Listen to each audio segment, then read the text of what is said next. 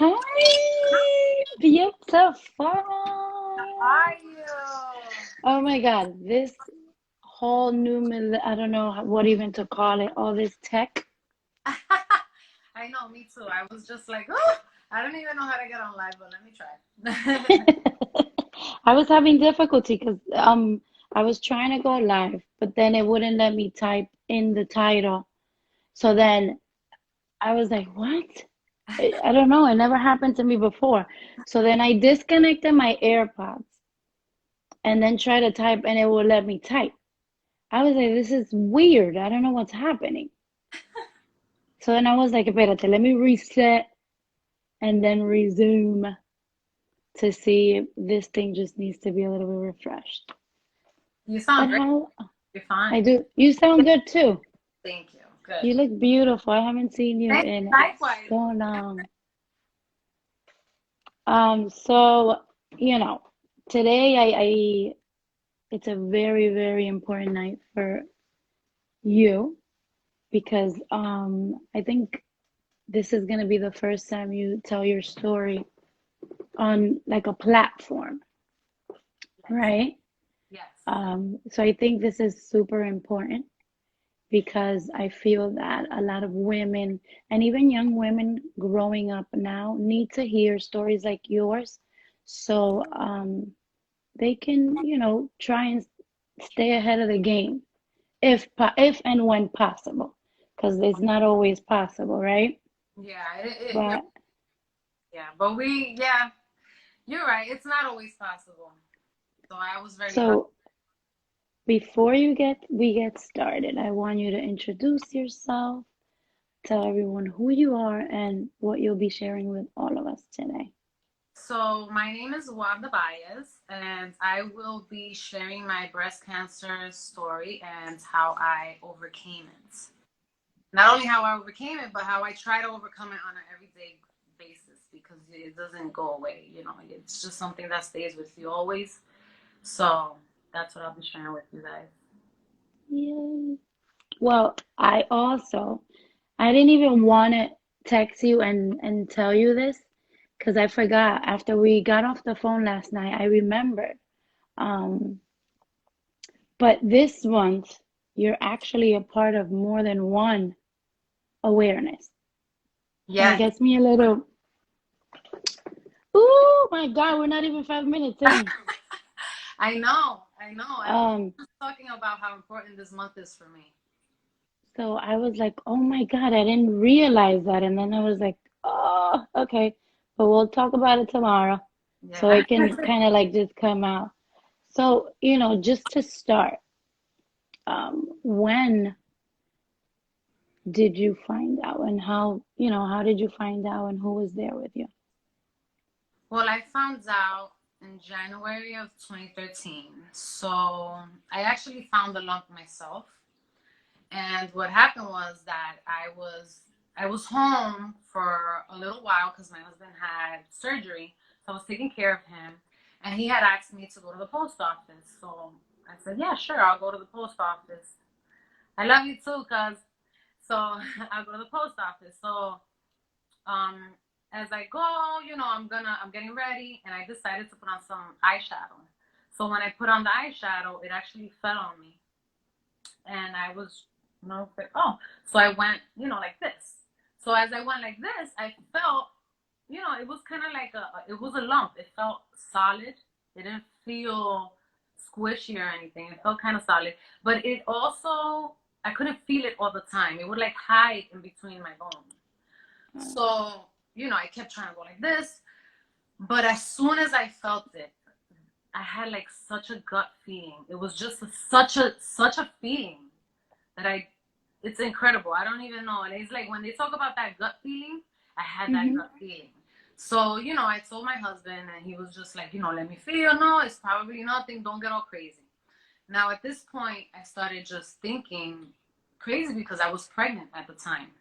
Mm-hmm. And at that time, I was about 3 months pregnant, or almost 3 months. Yeah, 3 months pregnant. And I was just like, oh my God. I was like, the baby, the baby. I was already thinking negative. To me, I thought I was just thinking negative, but I think it was just that gut, that instinct.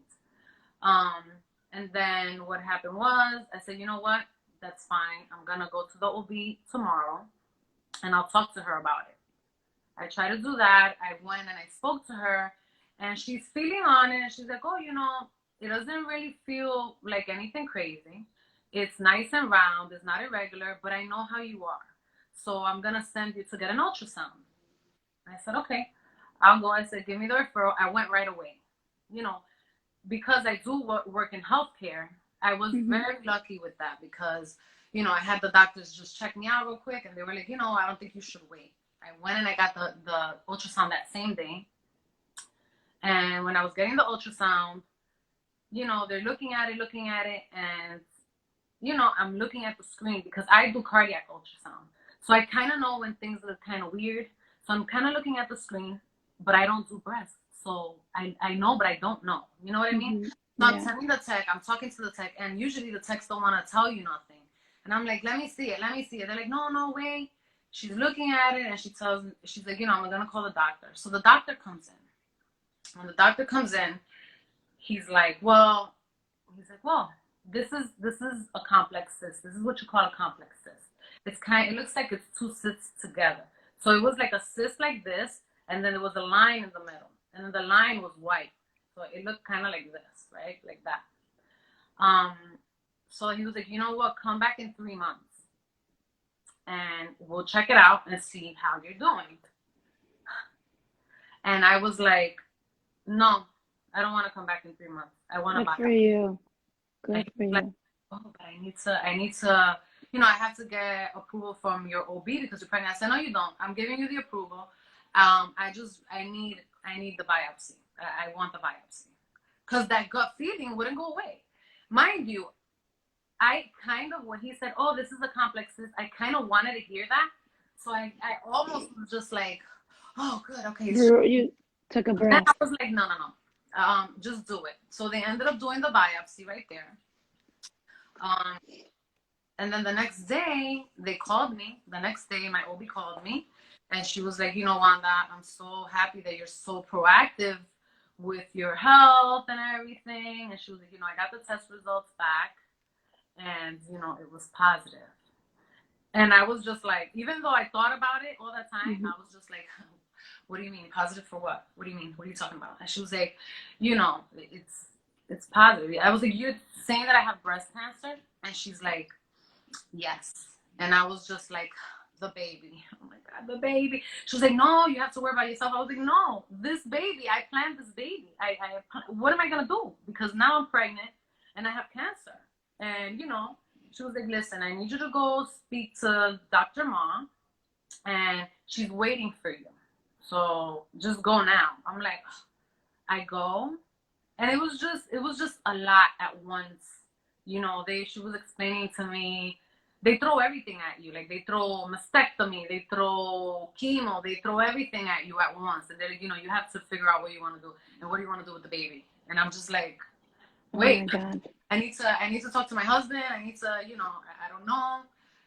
I end up thinking so much, going crazy. She told me, listen, you don't have a lot of time. What happens is that what you have, the type of tumor that you have, is very aggressive. It's one of the most aggressive forms. Because you're pregnant, it might be fueling it, but we have to do more tests. So I was just like, are you kidding me? Like I was so upset. I was in shock. The first person, of course, I called my sister, my husband too. My sister also had gone through breast cancer at age 29. But this is something that does not run in my family. Yeah. We're the first people in my family that we know of, So I don't know if it was environmental. I don't know, because on top of everything, we did the BRCA. Yes. And we were negative for both. Both of us are negative, which they were like, I can't believe it. It's weird, yeah. So weird. Yeah, so that's how that started. After that, they wanted to like rush. I didn't know what to do with this baby because I was like, my first instinct is I'm keeping this baby. I don't care. Like if I can do chemo and I can do everything and the baby's okay, then I want to keep it. Yeah. But then they were, oh god, they were just telling me, like, the doctors were like, you have to really think about this. Like, they were like, you can't just keep this baby, because if you do, it can just make it worse, and it can, we don't know. There was things that they couldn't do on me. I couldn't get scans. I couldn't get. There's a whole bunch of, like, I couldn't get a CAT scan because I'm pregnant. Yeah. All I could do was get all these ultrasounds, and that's it. And they were just like, we don't know what to do. So one of the doctors from my job, he tells me, listen, Wanda, I'm gonna have you speak to my brother. He was a cardiothoracic surgeon. And he was like, my brother deals with pregnant women that have cancer. Now, you have to promise me that whatever he tells you to do, you're gonna do it. So if he tells you, you can have this baby and go forth with it, that's fine. But if he tells you you can't have this baby, Wanda, you can't have this baby. And I said, okay. So I had scheduled a couple of abortions. I couldn't go through with it. I couldn't do it. I never done it. I just couldn't do it. So many times I was gonna go and do it, and I was just like, nope, I'm not doing it. And the doctors at my job was like, Wanda, you have to do it. I was like, nope, I can't do it. Nope. So it was like the time was passing, and I was just hoping for a miracle. Yeah. So I ended up going to the specialist. They did everything all over again. Like, they did everything. So by the time that he got back to me, I made an appointment just in case. And he tells me, and I remember looking at the phone, and I'm like, okay, all right, and I was like, God, just tell me what it is you want me to do, because I don't know what I'm supposed to do. I don't know if I'm supposed to keep this baby. I don't know what I'm supposed to do. Yeah. And then when I get the phone call, he tells me, listen, we did extensive research on your tumor, and I'm going to tell you the truth. If you were you're triple positive, he says. You're triple positive. God. And I'm like, what the hell is that? He's like, you're positive for every hormone. So if you were my daughter, I would not let you do it. If you were my wife, I would not let you go through with this. And, unfortunately, I couldn't go through with it. And it was the hardest thing. That was like that was harder for me than having a double mastectomy, because I ended up having a double mastectomy, but it was you had to choose between yourself. Yes. And the baby. I had planned this baby. Yeah. So to me, it was kind of like, okay, I have this baby. Like, who do I choose? Because on top of everything else, I have 4 other children that need me. My youngest one was 3 years old. So I was just like, it was the worst time ever. And it's so bad. It was so bad. But yeah, that's that story. How have you overcome at least the aspect? I mean, I'm probably wording it wrong, because I personally know that that's not something that you overcome. It is something that you kind of learn to live with. Yes. The pain, it doesn't go away, but it kind of like there's a band-aid on it. Yeah. And it's like a permanent band-aid that, so how have you dealt with it? Because this was what year? How many years has it been? It's been almost 8. It's been 7.5 about. How is your life different now? Or how has it changed your life? Oh, it's changed my life drastically. I was a person that was very stressed all the time. And I was very like, oh, this has to be done and this has to be done, and after that happened, girl, I don't stress. I'd be like, okay, well, this has to be done, and it's gonna get done, and this has to be done. It kind of made me a lot stronger, and the reason, everything made me stronger. I mean, going through this whole experience made me a lot stronger, and thank God for family and friends. You know what I'm saying? My husband was extremely supportive, and that's something that is very, very, very important. I mean, my sister, my best friends, I have a whole bunch of best friends that we all together, everyone around me was so positive and so good to me. And I'm going to tell you, not to get off topic, but when you go to these forums and you look for help with other people that are going through this, and you try, and you're doing, the worst thing you can do is Google. Don't Google. Everyone Oh, says, girl, I am the Google girl, queen. when you're sick, do not Google. You would think, I'm like, oh, it's crazy. But there's a lot of women that go through this and they do not have, the support.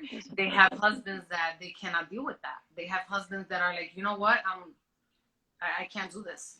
They have husbands that'll be like, you're getting a double mastectomy? Oh no, like that's it. Yeah. They leave them, and this experience, mental health is extremely big with this experience. Mental health is big on its own, but when you're dealing with this, your mental health is kind of like a lifesaver, I'm telling Yeah, you. because you have to have a certain level of peace Yes. within yourself in order to deal with the chaos and everything that's going on No, externally. exactly. I realized that while I was going through it, like in the very beginning, and I Yeah. remember telling myself, I said, you know what, I'm gonna give myself 2 weeks to cry. And after those 2 weeks, I'm done crying. And that's exactly what happened. I gave myself 2 weeks. I prayed a lot. I meditated. I did everything possible to keep me sane. I feel like God was very good to me, because once those 2 weeks were done, I was in war mode. And Yeah. I was just like, you have to put yourself, like, whatever it is, You're battling it. I'm gonna battle you no matter what. So it's either I'm gonna win, or it's gonna defeat me, and I'm not gonna deal with that, because I had these children that look up to me. You know what I'm saying? So I kind of like trained myself, and it was to the point that the day of my double mastectomy, I didn't even cry. Wait, but before we go to the double vasectomy, what was did you go straight to that once the baby, that happened with the baby? Did you have to go through chemo or any other source of treatment prior to getting your double vasectomy? No, I got the double mastectomy first. Oh, okay. Yeah, it does depend on what kind of, there's so many different types of cancers. Yeah. So for me, what happened was that the tumor was very small, but it was extremely aggressive. So Hmm. it's like, it wanted If to you would have die. let it rock, it would have spread. I was already in the second stage, so it had gone to my lymph node. So what I ended up doing was I did have the double mastectomy first, and then a month later I started chemo. Okay. And then 6 months after that, because it took me 6 months of chemo, then I did radiation for like a month and a half. So that's How is that process? well, it's tough. Yeah, it's tough. You have to really chemo. How can I put it? You have your good days, and then you have your bad days. So it's like you get infused, and it's a whole process. At the time, I didn't even want a port, and they were putting it through my veins, but then it messes up your veins, so I had to get the port. It's just a whole big process. Oh. Thank God I had my cousin with me. My cousin Susie was always with me. Like, she was always with me. So it made it a little bit easier, but it's like you sit there in a chair, and you after you talk with the oncologist and you do all of that, you sit there for about like 4 hours to 5 hours, and you're getting infused. First, they give you like a Benadryl that makes you really sleepy and stuff. And then they give you, they give you your chemo. And then I had to get something extra, which is called Herceptin, because I was also HER2 positive. So they had to give me that, which that actually lasted longer than the chemo. So even after I stopped the chemo, I still had to go and finish like a whole year with the. Can you explain what that is? What is that exactly? So HER2 is actually a protein that binds to the cancer cells. So we all have HER2. We all have HER2. It's kind of like a protein in the breast cells. Every breast cell has that. So what happens is when you have a tumor, like a breast cancer tumor, if the tumor is overreactive with HER2, with those proteins, then it's, they say you're HER2 positive. but only if you're like, if you have, a lot of people don't have that, you know. Yeah. But the good thing about that is that there's a lot of medicines that do help with that. You know, you when you are HER2 positive or hormone positive, there's a lot of drugs that they can give you that kind of like help out with it. With the balance. Okay. They respond to the medicine well. So that was a good thing about that. You know, I hear you talking about how you found your source of strength, and you know, having your friends and your family there was utterly important to you. And I can tell you that even after you went through that, I, you know, through your social media, I can always see how they shower you with love and just positive in your at your job. So it makes me happy.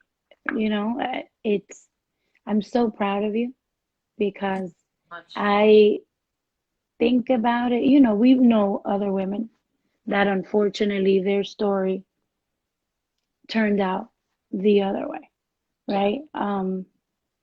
So, you know, it's inevitable to find someone so close to home and not think, shoot, what if? You Yeah. know, will I be that strong?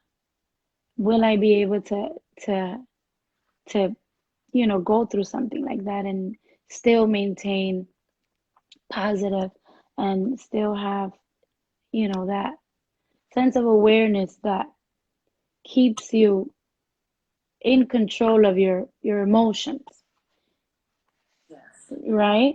Because as women, we're an emotional beings, so we can go left with it Definitely. immediately. And I believe so much in the power of positivity. And what you pour out, that's what you receive. So it's like, you know, I'm really grateful that you're able to tell your story and you're able to educate us and educate so many women, you know, and that you have daughters. So, you know, I'm sure they're all so proud of you They are. every time, you know, the way that, because they saw you firsthand, like they saw what you went through, Yeah. They sure. right? So it's really incredible to hear your story. But one thing that I did want to ask is, has your how else has your life changed? Like your nutrition, like did they ever tell you that nutrition is a big part of Yes. us having a chance to kind of like Yes. get this? Yes. Well, I did a lot of research. Like I was obsessed with research, and nutrition is key. You know, I there was a point that I became a vegan, but it's not for me. But I did become vegan while I was going through it because Yeah. I just wanted to. At that moment when you're going through it, you want to eliminate anything with sugar. You want to eliminate animal products. You want to, you know, at least for me, that's what I thought in my Mhm. mind would work for me. So Yeah. that's what I did. I became vegan, which is not for everybody, like I said. Um, I didn't eat anything, nothing with sugar. I try to eliminate because sugar feeds the tumors. It feeds cancer. Diseases, yeah. Yeah, it feeds it. So I eliminated all of that, and I became an avid tea drinker. Like I drink, you know, I was into soursop. I really looked into soursop.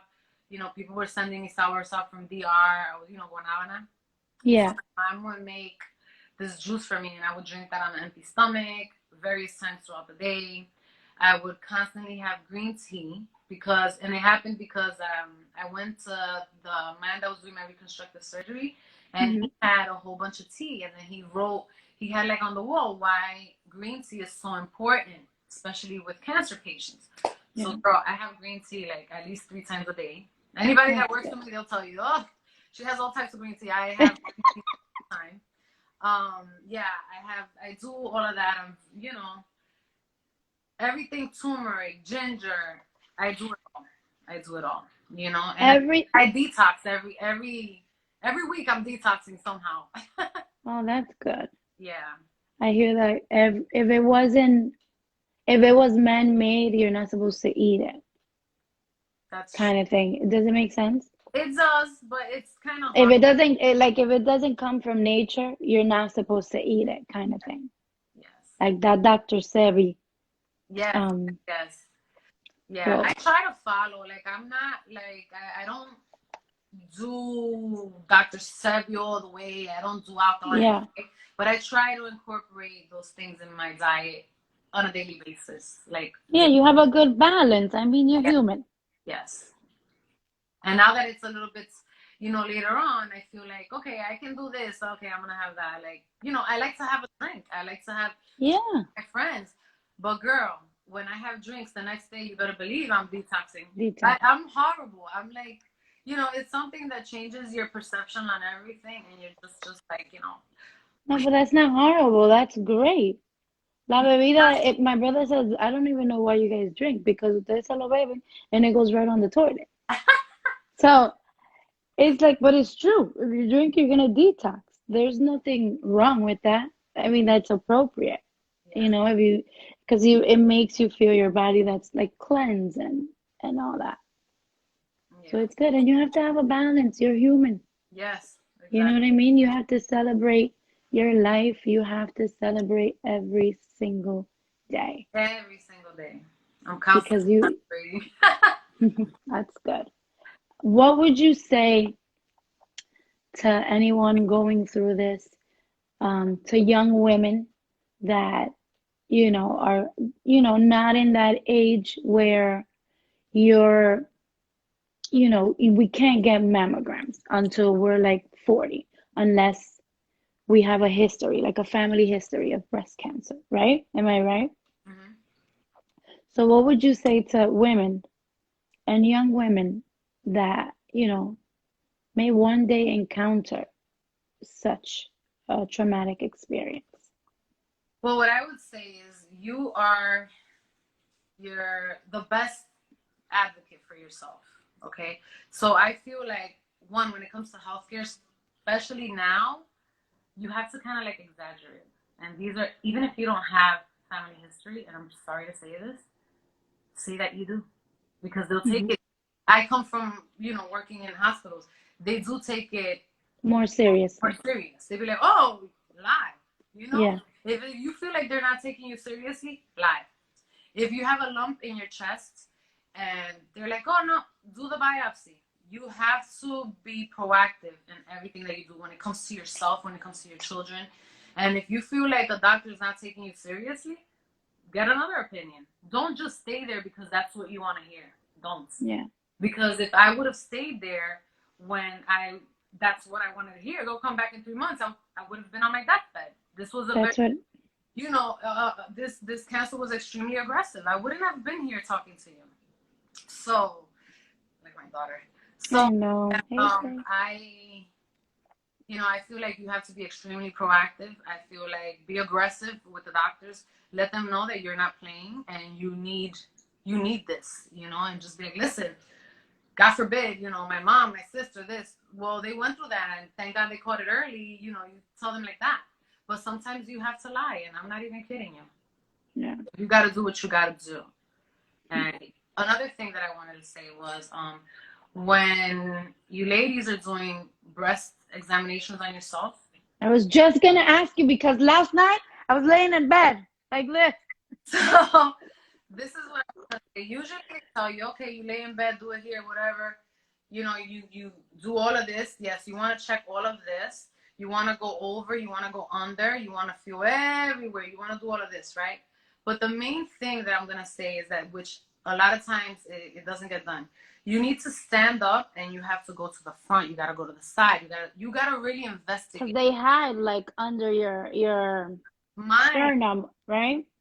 Yes, mine was in between my ribs. It would hide in there. So when I Oh was my like God. this, the doctors never felt it. They couldn't feel it. I Because you were laying down. came down and they can't. And I had to kind of like be like, wait, hold on, I gotta go like this. And then I had to kind of like lean forward and I'm like, feel that there. You know what I'm saying? So that's Yeah. something that's very important because a lot of times women do not get diagnosed because they're going like this and it's hidden somewhere. Move around, do what you gotta do this, do that, do every angle that you gotta do. But, so that you can feel comfortable and just check that out, Get in there. they just hide, and it's the truth because it happened to me. So that's Are how. we? Yeah, that's just scary. Like, 'cause it's like, and that's where that aspect of, oh, we didn't catch it early enough.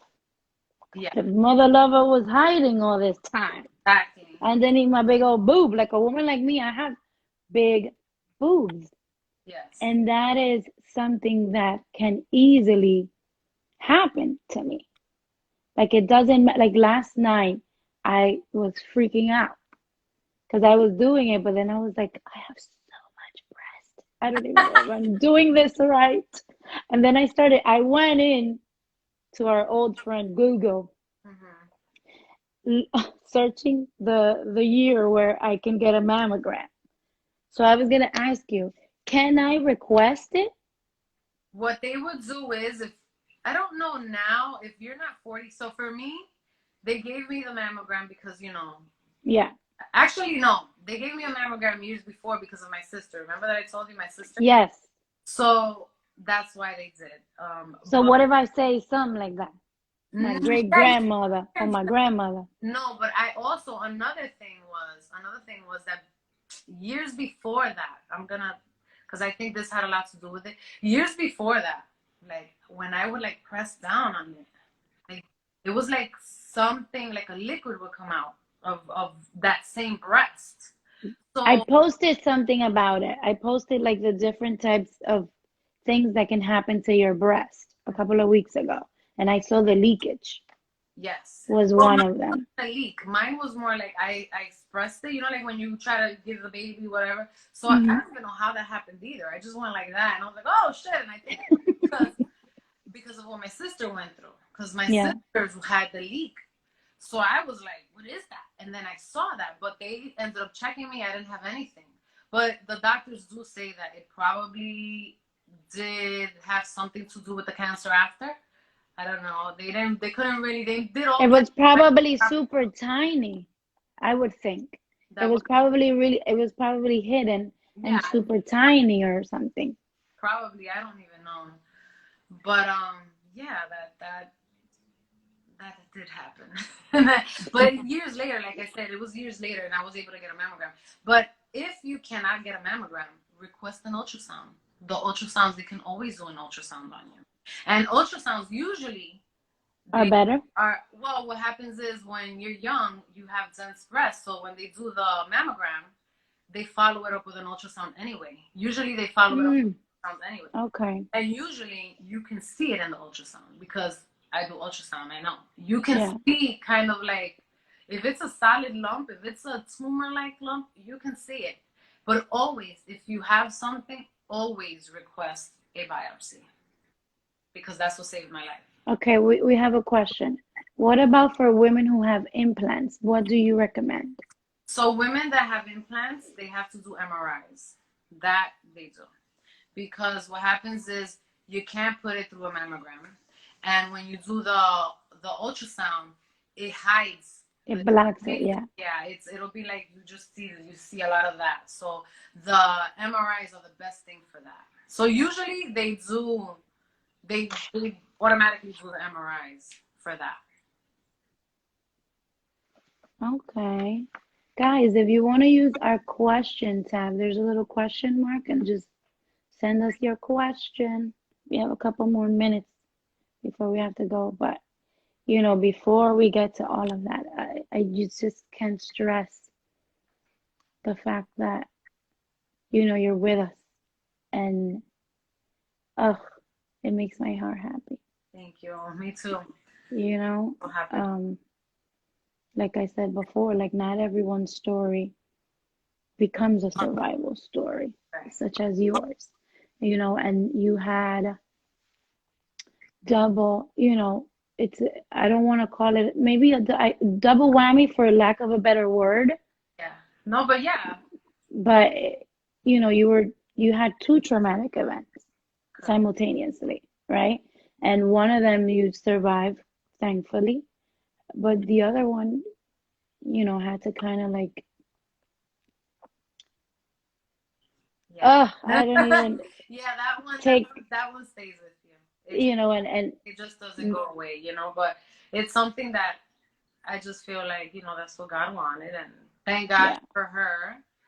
Thank God for her, because of her I found the lump, because that's what ended up happening. They ended up telling me after a long time, that because of the pregnancy I was able to feel it, because it was those are the types that are very deep, and it doesn't really surface up until the last minute. But So I'm I'm very Baby Baez probably was the accelerator to exposing that. exactly, So exactly. we're I'm very thankful grateful for her. for her. Yes.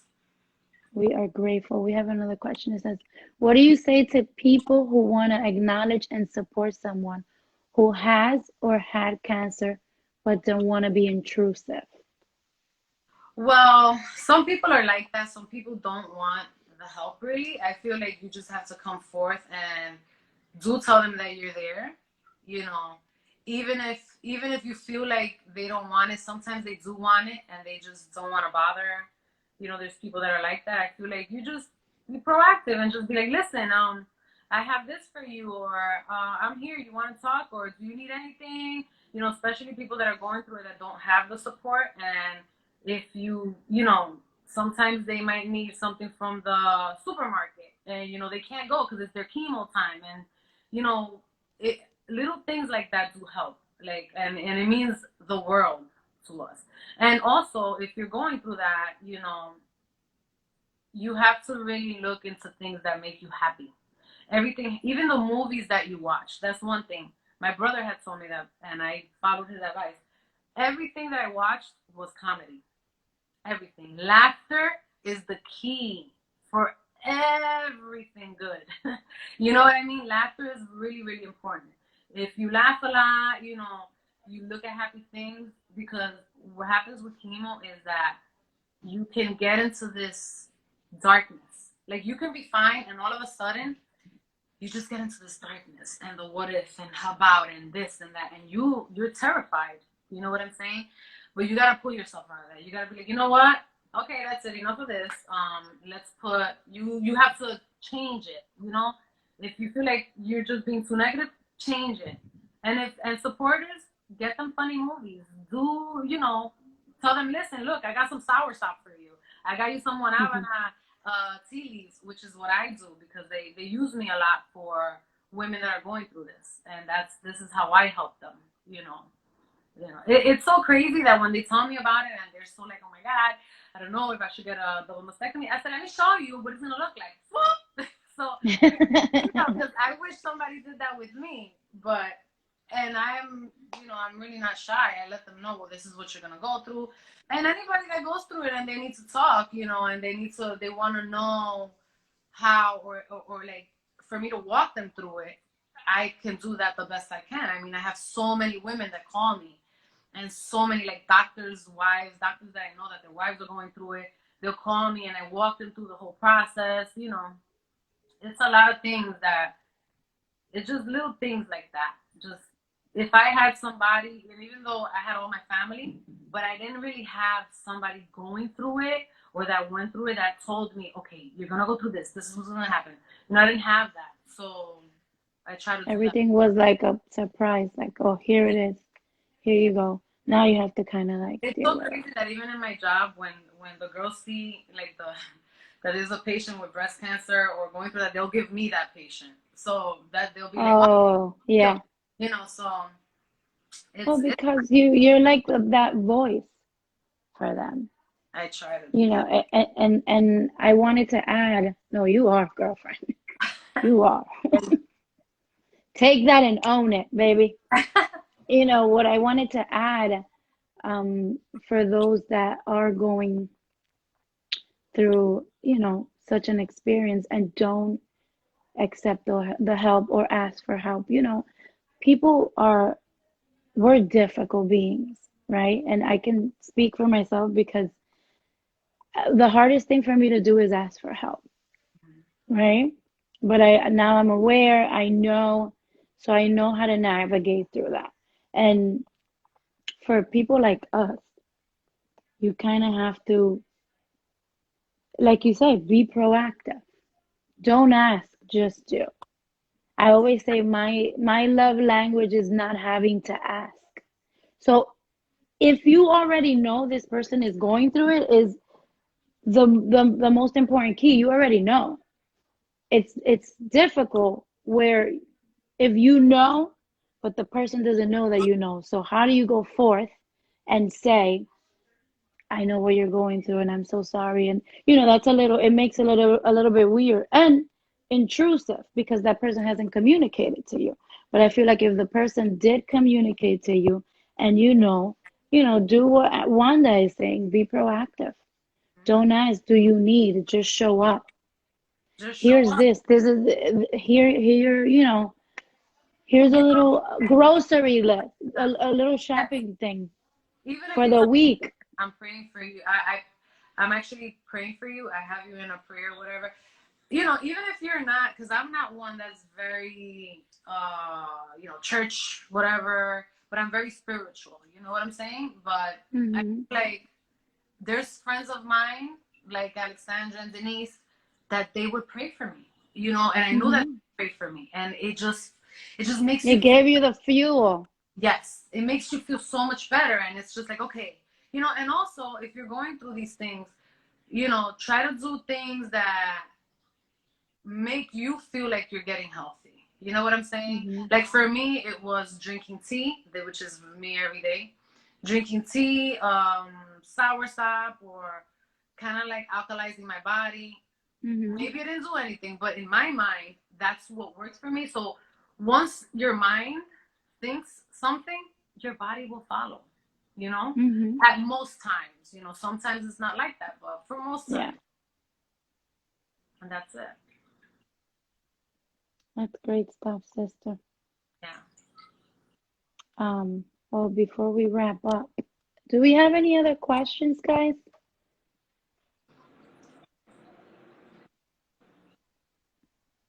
I think, continue to use your voice. You have always been a strong woman, right? Yes. To say the least. So this made you like the ultimate warrior in my eyes. Oh, I love that. Right? Yeah, man, it's been what? I counted it. I was like, I was 16, about to be 37. 21. It's been a while. But you know, continue to share your story. Thank you. I You will. know, use continue to use your platform for good. Continue to, voice what needs to be voiced. I think a lot of women need it, um, because we don't know if there's gonna come a time and day that we go through it, Right. you know, or anyone in our families. That's so true. Matatana Wanda, that's right. So, I feel like you not only, you went through it for, there's a purpose behind all this, right? So I'm sure that, for the 8 years that you've lived with your story, I'm sure you've helped so many, and there's just so many more, um, that you're going to continue to help and shed some light on and, bring forth the awareness that you need to bring forth. And I am grateful for you. Thank you so Thank you much. for doing this live. Thank you for this platform. Thank you for having Yes. me. Honored. To say the least, I am honored. So I thank you so much for letting me like share my story. Cause I want to help whoever needs the help. So I'm always here and I'm always ears. We're grateful for you, grateful for you. Thank you. Um, we must do another one. We can do something, more. Whenever you want. We could talk about the ultrasounds that you do. We can, if you have any ideas, swing them by. I got you. Whenever you want. I This have so much. was I appreciate you guys too. Yes, we love you. Thank you for listening. So much. Um, so yeah, thank you. I love you, love you, love you, love you much. Kisses to Love you. Jeff and the kids, I and I'll will. see you soon. Thank Está you. bien, amor. Thank you. Bye. Bye.